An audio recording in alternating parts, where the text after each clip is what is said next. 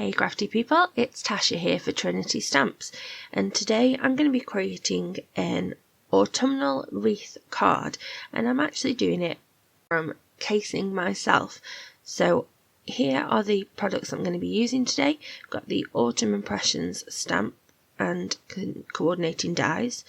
These are the circle layers, the A2 layers. That is for almost anything stamp set. So I've chosen the leaves that I want to use for today's card, and I'm just cutting each one of them from a panel of A2 Nina. I'll explain why I'm doing that in the way that I'm doing it a little bit later, but here is the card that I am casing. So casing basically just means that I'm taking the inspiration from myself. I'm recreating a card that I made a year ago, but I'm doing it differently, because when I saw the Autumn Impression stamp set, it just, this popped into my head and I just had to do it. So I've cut quite a lot of just white die cuts of the leaves that I want to use. I haven't stamped anything yet, and then I'm taking two of the circles and I'm just taping them together on some craft coloured cardstock just to get a ring. I'm doing all of my die cutting first, and then I'm going to move on to the stamping. So I've got the A2 layers again. As usual, everything will be linked below because I can't remember the exact name. So I've cut the second largest from the same craft colour cardstock, and I've cut the next one down from a panel of Nina, and I've cut it so that I can layer them up like this, so I'm not wasting any Nina behind. And now that first panel that I cut all of those die cuts from, I'm going to use this as a template so that I've cut all of the die cuts first and I'm going to stamp them all afterwards, because it's just so much quicker than trying to line up the die cut every time you stamp it. And I find that it uses less paper as well. So I've slotted the coordinating die cuts into each space. I'd lined up all of the stamps, and then I can just literally stamp and then take that out and pop another one in. And it's just so much quicker. So I'm adding a variety of green inks. The inks that I'm using today are all from Autumnal. So I'm adding different greens to the leaves. Here I've added it sort of straight onto the stamp, but I do change that slightly from the next ones. So I just want to get they're just like silhouette images, so I want to add a little bit of contrast in there, and some interest in the colour really. So here I've stamped them all in one of the greens. They'll all be linked on my blog if you are interested in what colours they are, and then pardon me, sorry, and once I'd stamped them all in that one colour, I've then added some of a different green towards the bases of each of those, and I'm just using one of these really small blending brushes so that I can just soften the edges of that, so I'm not going to get any harsh lines. So I want to have a bit of an autumn rainbow kind of feel to my wreath. So I've done some different green leaves, and I'm now doing some oranges, and then I will be doing some yellows and reds and just mixing it up really to give a bit more interest to my wreath. I've just done the same there with a lighter orange, then a darker one, and then I'm actually going in with some brown as well. I'm trying to sort of keep that towards the centre of the images where the stems would be really. Again, just to give it some more interest.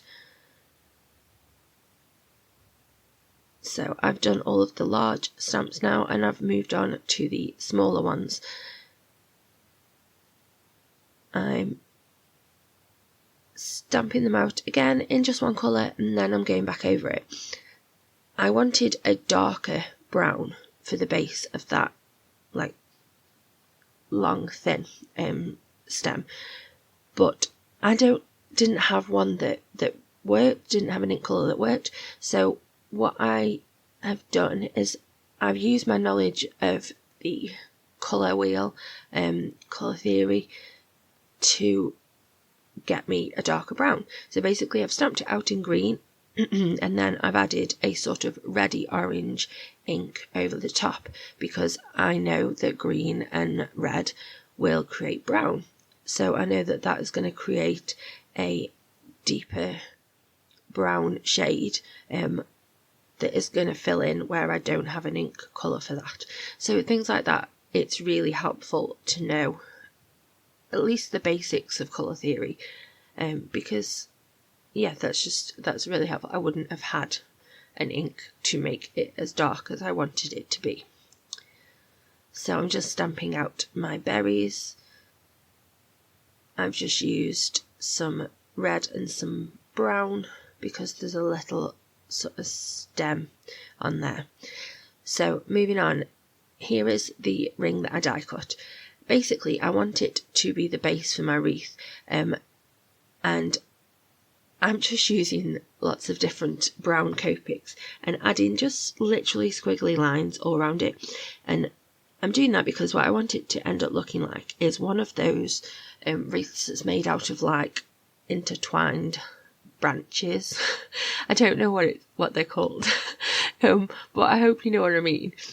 Like not wicker, because it's sort of like wicker style, but darker branches. I hope I'm making sense. So yeah, I'm just adding some brown squiggles, and you hardly actually see any of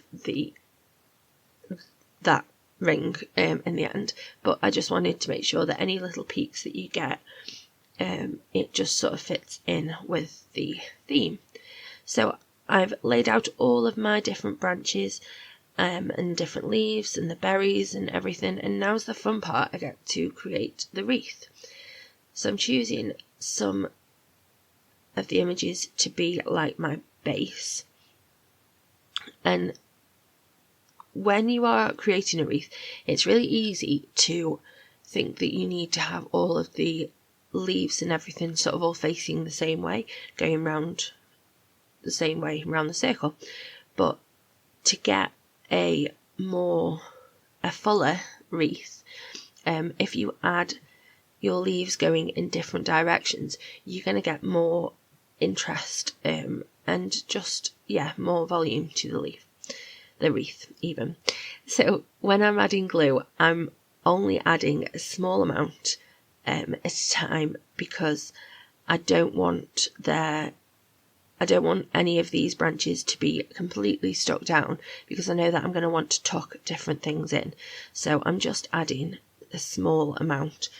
So you do need to make sure that you're using a really strong liquid adhesive, so that you can you know that it only little dots of glue are going to support it. So as you can see, I'm just tucking different bits in, seeing what I like. When I'm happy with something, then I add the glue. If you want to slow this down so you can see a little bit better my process, you can do that by tapping the 3 dots at the top of the video. That'll give you an option to change the playback speed. But something like this, it takes time. So I've sped it up quite a lot because you don't want to watch it real time. And another tip, I'm adhering some of these from behind the wreath itself, and also don't feel that you can't cut these images. So if I want something to sit somewhere and it's not sitting quite right, like here, I've just snipped off half of the image so that it will sit properly, and it's absolutely fine to do that. I'm trying to get a sort of semi-balanced mix of the colours throughout. I don't want there to be, you know, all of one type of leaf in one place, or all of one colour. So now I'm adding the little berries. I just wanted to be able to tuck these in and amongst all of the leaves. And then once I've done that, I've added some glossy accents just to the berries, just to give it a little bit of extra interest. And I like the way that looks. It's just a nice little pop of red. So I left that for a while, a couple of hours, to dry, to make sure it was dry thoroughly. And then I'm adding glue onto the back, and I am sticking it onto that, what will be my smallest of 3 layers when I've laid everything up. I've offset it so that it is a little bit off there, and also I haven't put leaves all the way round because I wanted to call back to that I'd done last year.